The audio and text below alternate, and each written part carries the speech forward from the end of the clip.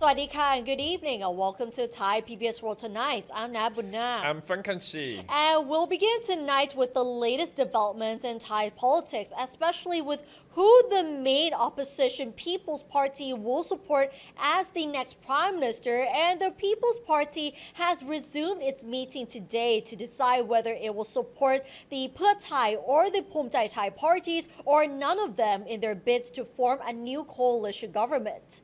People's Party spokesman Parit Wacharasin admitted that the party's MPs and executive committee members held extensive discussions on the matter but could not reach a consensus because some want to vote for Pheu Thai, some wanted to vote for Phumjai Thai, and some want to refrain from voting for both of the candidates. And Parit said that their concerns over refraining from voting for either party are that Pheu Thai and Phumjai Thai could join forces to form a new government as it was, which may be able to survive for the remaining 2 years of the general election cycle and dash the People's Party's aim for an early House dissolution and general election. The second concern is that if the two parties do not cooperate in forming a new government, there is the prospect of an outsider stepping in to head a new government, which would not augur well for political development. The People's Party spokesman said that neither the Pheu Thai or Phumjai Thai parties can be fully trusted, citing previous bitter experience when the Pheu Thai party scrapped the MOU with the People's Party over the government formation and the Phumjai Thai party's fierce criticism of the Move Forward party's prime ministerial candidate Pitha Limjaroenrat at that time. He also said that the People's Party will never forget what these two parties have done to them in the past, but claimed that his party will not let this negative sentiment influence its judgment on which of these three options that the party will choose at the meeting. In fact, the opposition People's Party urged the ruling Pheu Thai party to go ahead with House dissolution without waiting for the party's hoped for support for its prime ministerial candidate. Parit said that the ultimate goal of the People's Party is for the House to be dissolved and not for a new prime minister to administer the country in its current state for even longer. Meanwhile, the Phumjai Thai party also held a meeting to lay out its 120-day roadmap on organizing a referendum for charter amendments and addressing border tensions prior to a parliament dissolution. It has been reported that if Phumjai Thai becomes the ruling government, they would put charter amendments as the first priority as agreed with the People's Party. Yeah, and you may have noticed that the People's Party has been calling for a parliament dissolution all along, and they have demanded that Phumtham can just dissolve the parliament straight away without the need to wait for the People's Party to decide who they will support for as the next prime ministerial candidate. But the debate right now is whether a caretaker prime minister has the authority to dissolve the parliament.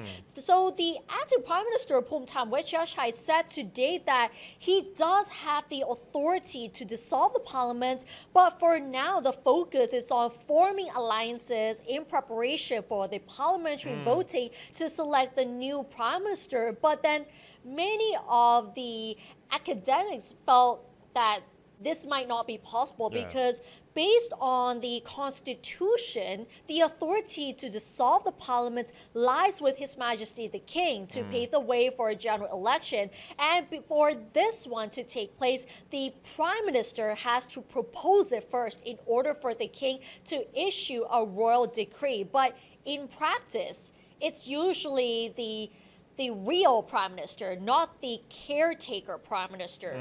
So as to claims that he's only a caretaker prime minister, not a sitting prime minister, he insists that he does have the authority to do so, and he already stood by his position today. Yeah, Ned, actually yesterday we talked about this news too, but we were discussing how People's Party would play the game on the political landscape. People's Party would choose Phumjai Thai or Pheu Thai party. We will see that. But today, People's Party want Phumtham, the acting prime minister, to dissolve the parliament immediately. It means that People's Party does not have any trust on both parties. They just want to call their snap election. Maybe People's Party at the end could get the most seats in the parliament like last time. But this one, of course, Thai Party, they still want to gain the public trust back. They want to gain their power on politics back too. Would they really get the most seat in the parliament if the snap election really got initiated? Right, and there are reports that say that Phomtam and the Thai Party are actually considering to dissolve the parliament because the People's Party appears to support Thai Party and its leader Anutin Charnvirakul for Prime Minister instead of its candidate Thai Ghasem Nithisiri. So that's why the Thai Party is actually considering that option. And they also believe that dissolving parliament would pave the way for a new general election and block Anutin's bid to become the next prime minister. Right. So what we always talk about right now, of course, Phumtham Thai already said that, okay, we have that 120-day roadmap for the amendments of Charter Court Constitution here. But I think right now it's pretty difficult because for People's Party, they don't want to choose any side right now. They just want the election to get more seats in the parliament. Yeah, and exactly, because their priority is a general election so that a new prime minister is actually elected from the people, not just these two choices. Yeah, but right now, as what you said about the legal concern there, as caretaker Prime Minister Phumtham could really dissolve the parliament. Right now, of course, academic and legal experts are debating about this one. It's quite divided, isn't it? Yes. Because some say yes, some say no. Yeah.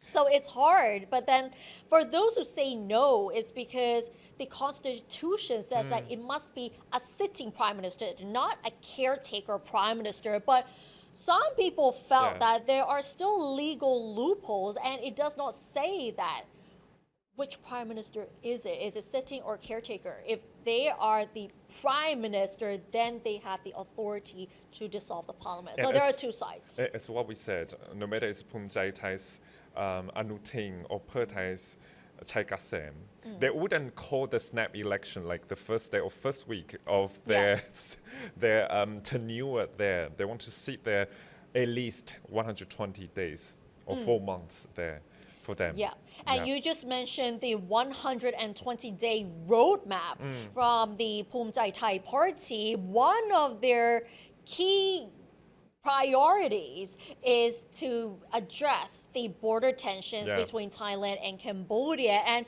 recently, the 2nd Army Region Commander, Lieutenant General Bunsin Patklang, has talked about the border tensions between Thailand and Cambodia during his informal talk with students at Thammasat University today. And he said that the border conflicts between Thailand and Cambodia can be resolved only when the Thai government can actually talk to the Cambodian leader, because in Cambodia, the people take orders from just one person. And he also said that there are differences in the relationships between Thailand and Cambodia and Thailand and other neighboring countries. So he talked about the relationship between Thailand and Cambodia, which have shared borders with disputed demarcations, and Cambodian people are difficult to negotiate with because they tend to say one thing and do another. And this is according to Lieutenant General Bun Singh during his informal talk with Thammasat University students today. And he even claimed that Cambodia is provocative and always resorts to military means, followed by complaints to the quote-unquote Big Brother, which is a simple trick of which the Thai people should be aware of. And to talk to the Cambodian leader, he said that Thailand must send someone who has no vested interest or a hidden agenda, but he has no intention to criticize the current government. He explained that the real reason behind the Thai army's decision to engage in clashes with Cambodia in late July was because Cambodia had trespassed on and occupied Thai territory for a very long time. He also stressed the importance of Thai troops being combat ready along the border with Cambodia because of the uncertain situation. He also revealed that during the fighting in late July, the Thai army sustained 18 fatalities and about 600 soldiers were injured, with several of them losing their arms or legs. And we also have to mention that that also includes soldiers who have stepped on those landmines, and many of them have lost their legs and their arms from these cases as well. He said that he is, however, optimistic though that the situation between Thailand and Cambodia will improve in the near future. But regarding the conversation between Hun Sen and then Prime Minister Pat Tong Tan, Lieutenant General Bun Sin said that he does not know whether its leaking was coincidental or a blessing from the guardian angel of Thailand, but it has revealed some truths to the Thai people. And on the possibility of another military coup in Thailand, he said that coups are obsolete and reflect an old mindset, adding that the military does not want to get involved in Thai politics. And about his future after his retirement at the end of this month, he said that he would definitely not get involved in politics. So he has made himself clear that no matter what, he will not get involved with Thai politics. And he even said that military coups are something that is obsolete, but how can we be sure that there is not going to be another military coup? Yeah, according to, of course, historical prospect there, of course, we've seen a lot of coups in Thailand's history. And this time, of course, during this political instability, some supporters, military supporters, they might think that military coup could be one of the solution. But actually, as what you said, the lieutenant here already said that military coup is a very obsolete and old mindset. But how can we be sure about it? Because right now, of course, we still see the negotiation between three big parties right now to face and to find the new prime minister for us. But we are not sure, but of course we don't have that sources yet that we might see military coup coming. But for people, Thai people's mindset, sometimes, of course, they link political instability to military coup at the end. Because military coups have been prominent in Thai politics during the past few decades. So people are concerned that there might be another military coup, but considering that there is a lot of political instability at the moment, and some of the academics are so worried that there might be another one considering the situation at the moment. And it's not just inside, it's not just domestically, also internationally, like with Cambodia too. So of course we see Prime Minister, no matter acting one, Puntham Wechachai, and the previous one, Petongtan Chinawa, of course, talk about and of course negotiate with Cambodia too. But some supporters in Thailand might think like military could manage situation better, but now we haven't seen the sign yet about military coup. Hopefully we don't see another coup. Right. Military coup, no matter military coup, domestic politics or international relations here, TDRI, of course, the Thailand Development Research Institute, say that Thailand's economy also gets affected by multiple traps. The president of TDRI, Dr. Songkiat Tangkipwanit, say that Thailand is currently caught in multiple traps, not only the economic development trap or the middle income trap, but also the governance trap and the mindset trap. These problems are deeply interconnected, preventing the country from breaking free. On the economic front, he compared Thailand's economy to a car. I think it's a very good analogy that, of course, we are driving the cars, over 70 million people in the car right now, but the car has many problems, multiple brakes, handbrakes, foot brakes, and we don't have any headlights. So what does that mean for Thailand's economy? Quote Dr. Songkiat, this car is driving into uncharted territory, facing a rapidly changing world.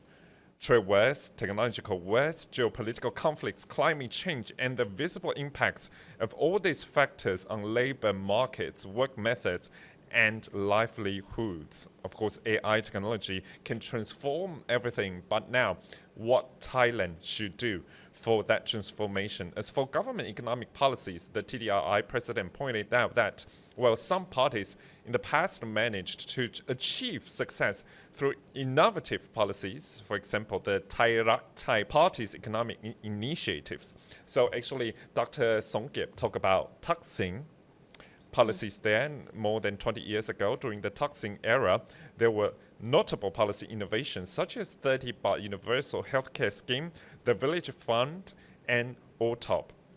But many of these models have become outdated. So now actually in many festive events, we still see some heritage from Thaksin era, like OTOP. So one iconic product from one province and put it into events to promote the provincial identity there. But now it's outdated. So actually, as what TDRI president said, economic growth right now has slowed to just 2% annually compared to 7% in the past. This has led to unequal income distribution where only certain groups benefits while many others struggle. And he also mentioned about obstacle in the economy too, because he observed that although big conglomerates continue to expand across multiple sectors, but the real issues lie in how these conglomerates operate. Because if these conglomerates, of course, use the same way to operate, it means that some SMEs or small business will get exploited, which creates systematic inequality. So actually, Dr. Songkip also talked about always push for innovation and technology to bring Thailand's economy, but now short-term impact, no matter it's politics or in the economy in the region, Thailand is still falling behind others. Falling behind in several areas as well because of the political instability. And there's a lot of pressure going on from the trade war, the use of AI, deepfake, and digital technology. And it seems like the Thai government is trying to catch up with it. And you just mentioned the OTOPs. Yeah. Like, this has been proven successful like over 20 years ago, but it can still be successful now as long as they can adapt the policies in a way that it's easier for SMEs to sell their products to other countries, not just in Thailand. Yeah, and what kind of policy that we really want to see and business really want to see on the ground too. So, like yesterday we talked about entertainment complex bill, nobody's 20 baht flat fare, innovation here, technology, or EEC also push for that. But now, just the instability on the ground now, which really destabilizes business confidence and people's confidence to the government too. Yes, we're seeing a lot of rapid changes in Thai politics, and it does affect the consumer confidence and also investors' confidence to invest in Thailand as well. Right, so it depends on how the new prime minister and when we will know the new prime minister comes. Yeah, and initially the voting should take place around like 4th or 5th September, but then if there are any other changes, then what can we say? Confidence going down to the flat trajectory, I think. And what does that mean for Thailand? Because if that continues to go on, people will move to other ASEAN countries, Vietnam, Malaysia. Yes, because Vietnam and Malaysia is actually proven successful in terms of economic growth, because Vietnam's GDP has reached like 8% in the second quarter of this year. So Vietnam is becoming like the hero of the ASEAN region in terms of economic growth at the moment. Right. So we hope, of course, the new prime minister really got elected very soon and implementing very efficient policies not to just help the economy. efficient policies, but also to reconsider the policies that have been unsuccessful in the previous administration as Right. well.